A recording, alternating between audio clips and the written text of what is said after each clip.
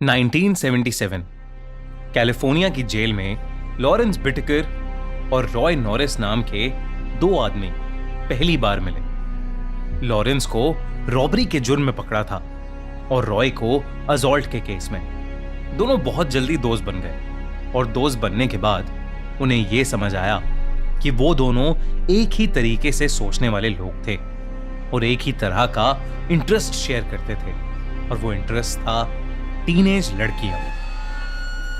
जैसे जैसे उनके दिन उस जेल में बीतते जा रहे थे, उनकी दोस्ती और गहरी होती जा रही थी। वो अब डिटेल में प्लान बनाने लगे थे कि वो कैसे लड़कियों को किडनैप करेंगे और फिर उन्हें टॉर्चर करेंगे। जब लॉरेंस के जेल से छूटने की डेट पास आ गई, तब उन दोनों ने डिसाइड किया कि दोनों जेल से निकलने के बाद अपने बनाए हुए प्लान्स को अंजाम देंगे। लॉरेंस जेल से रिहा हो गया और उसके रिहा होने के कुछ महीनों बाद रॉय भी जेल से छूट गया। रॉय जेल जाने से पहले एक इलेक्ट्रिशियन का काम कर रहा था और जेल से छूटने के बाद वो अपनी मॉम के साथ जाकर रहने लगा था और वापस इलेक्ट्रिशियन का काम करने लगा था। एक दिन अचानक से लॉरेंस एक वैन को लेकर रॉय के घर पहुंच गया और उसे याद दिलाने लगा कि उन्होंने जो प्लान्स जेल में बनाए थे वो अब एग्जीक्यूट करने का टाइम आ चुका है।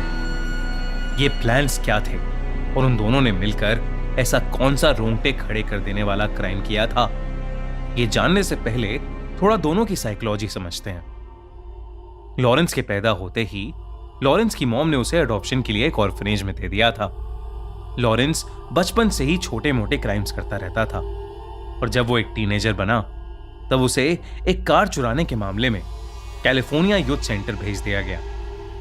जब लॉरेंस 19 साल का हुआ तो उसे यूथ सेंटर से रिलीज किया गया। उसके बाद वो क्राइम की दुनिया में पूरी तरह डूब गया। असॉल्ट, चोरी, हेरा फेरी, यही सब करते हुए लॉरेंस अपनी जिंदगी जी रहा था। इसी दौरान वो कई बार जेल गया, मगर उसके क्राइम्स कभी रुके नहीं। जेल में उसे जो साइकेट्रिस्ट असाइन हुआ था, उसने अपनी रिपोर्ट में यह बताया कि लॉरेंस बहुत ही ज्यादा मैनिपुलेटिव इंसान था, जिसके एक बहुत भयानक क्रिमिनल बनने का खतरा था। लॉरेंस को लंबी जेल तब हुई जब उसने एक सुपरमार्केट के एम्प्लॉय को चाकू से स्टैब कर दिया था और उस सुपरमार्केट में चोरी करने की कोशिश की थी। इसके बाद उसे कैलिफोर्निया मेंस कॉलोनी भेज दिया गया, जहां उसकी मुलाकात रॉय से हुई। रॉय के बचपन में भी उसके फैमिली मेंबर्स ने कभी उसे प्यार नहीं दिया। रॉय ने कभी चोरी चकारी नहीं की थी, लेकिन वो लड़कियों के साथ छेड़खानी करता रहता था। एक बार उसने एक लड़की का सर पत्थर से फोड़ डाला और रॉय को उसके लिए जेल हो गई। दोनों रॉय और लॉरेंस दिमागी रूप से डिस्टर्ब थे, जिसकी वजह से वो ये उल्टे सीधे क्राइम्स करते थे। लेकिन वो इतना बड़ा क्राइम करेंगे ये कभी किसी ने नहीं सोचा था। लॉरेंस वैन लेकर तैयार था ताकि दोनों मिलकर टीनेज लड़कियों का फायदा उठा सकें और उसके बाद उन्हें जान से मार सकें। उन दोनों ने अपनी उस वैन का नाम रखा था द मर्डर मैक। सब कुछ रेडी था, प्लान भी बिल्कुल तैयार था, मगर दोनों को पहले अपने प्लान को एक्सपेरिमेंट करके देखना था। इसीलिए उन्होंने कुछ 5 महीनों के अंदर अंदर 20 लड़कियों को पटाया। लेकिन उन्होंने उन लड़कियों के साथ कुछ नहीं किया। ये सिर्फ एक प्रैक्टिस रन था ताकि वो शहर के कुछ ऐसे स्पॉट्स ढूंढ सकें जहां कोई आता जाता ना हो। जब रॉय और लॉरेंस को समझ आ गया कि उनका प्लान काम कर रहा था, तो उन्होंने अपना आखिरी स्टेप एग्जीक्यूट किया। उन्होंने एक टूल बॉक्स रख लिया था जिसके अंदर लड़कियों को टॉर्चर करने का सामान था।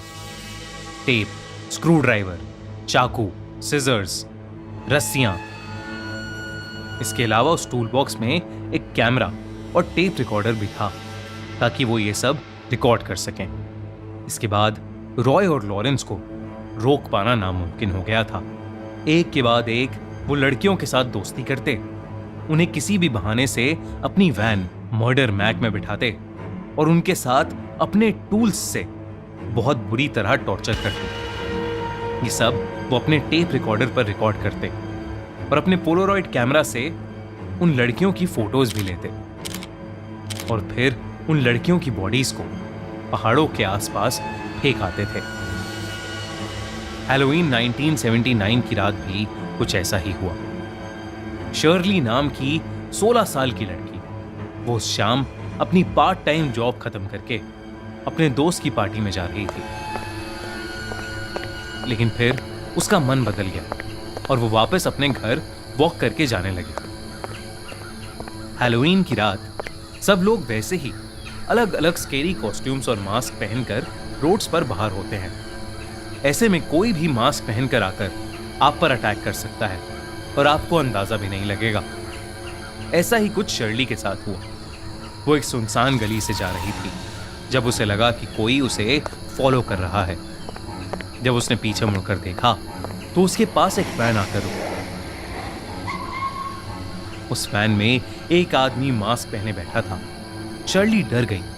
उस आदमी ने अपना मास्क उतारा। मास्क के नीचे कोई और नहीं बल्कि लॉरेंस था। शर्ली के रेस्टोरेंट में लॉरेंस कई बार आता जाता था, इसलिए शर्ली उसका चेहरा पहचानती थी। इसलिए जब लॉरेंस ने उसे लिफ्ट ऑफर की तो वो मान गई और उस वैन में चढ़ गई। लॉरेंस और रॉय दोनों ने पहले तो उसके साथ खूब हंसी मजाक किया, लेकिन जैसे ही उसका घर आया रॉय ने गाड़ी मोड़ी और तब शर्ली को लगा कि कुछ गड़बड़ है। रॉय और लॉरेंस एक सुनसान जगह में गाड़ी को ले गए और फिर उन्होंने शर्ली के साथ भी वही करा जो बाकी लड़कियों के साथ करते थे। उन्होंने उसके साथ जोर जबरदस्ती की, शर्ली को बुरी तरह टॉर्चर किया और उसे मार डाला और फिर उसकी बॉडी को किसी घर के लॉन में फेंक कर वहां से चले गए। रॉय अक्सर एक बार में ड्रिंक करने जाता था जहां एक आदमी उसका अच्छा दोस्त बन गया था। उस हैलोवीन की रात रॉय ने शराब के नशे में अपने उस दोस्त को अपने क्राइम्स के बारे में सब कुछ बता दिया। कैसे उसने लॉरेंस के साथ मिलकर उन मासूम लड़कियों की सीरियल किलिंग की थी। रॉय का दोस्त ये सब बातें सुनकर इतना घबरा गया कि उसने ये सब जाकर पुलिस को बता दिया। जब पुलिस को ये सब पता चला तो उन्हें कुछ समय पहले की एक कंप्लेंट याद आई जिसमें एक लड़की ने पुलिस को बताया था कि 2 आदमी वैन में आए थे और वो उसे छेड़ने लगे थे। और फिर जब पुलिस को शर्ली की बॉडी मिली तो उन्हें यकीन हो गया कि उसका मर्डर भी इन्हीं टूल बॉक्स किलर्स ने किया होगा। इसके बाद दोनों को फौरन ढूंढकर अरेस्ट कर लिया गया। लॉरेंस के अपार्टमेंट से कई लड़कियों के कपड़े, ज्वेलरी और उनका सामान बरामद हुआ। वो सारी लड़कियां मिसिंग थीं। पुलिस ने ये सब एविडेंस के तौर पर यूज किया। रॉय नॉरिस ने अपने जुर्म को कबूल कर लिया और वो लॉरेंस के खिलाफ टेस्टिफाई करने को भी तैयार हो गया, जिसकी वजह से उसकी फांसी की सजा को थोड़ा कम कर दिया गया। वहीं दूसरी तरफ लॉरेंस को अपने जुर्म का कोई गिल्ट या रिग्रेट नहीं था। कोर्ट केस चलते हुए वो हर समय बस हंसता रहता और अपने आप को एक सेलिब्रिटी समझता रहता। उसे कोर्ट ने डेथ पेनल्टी दी। जो इस केस का इन्वेस्टिगेटिंग ऑफिसर था उसने टेस्टिफाई किया था कि उसने आज तक लॉरेंस से ज्यादा ट्विस्टेड और घिनौना आदमी कभी नहीं देखा था। यह केस आज तक की हिस्ट्री में सबसे ज्यादा रुथलेस और दिल को हिला देने वाला केस साबित हुआ। अगर आपको ऐसे ही और इंटरेस्टिंग केस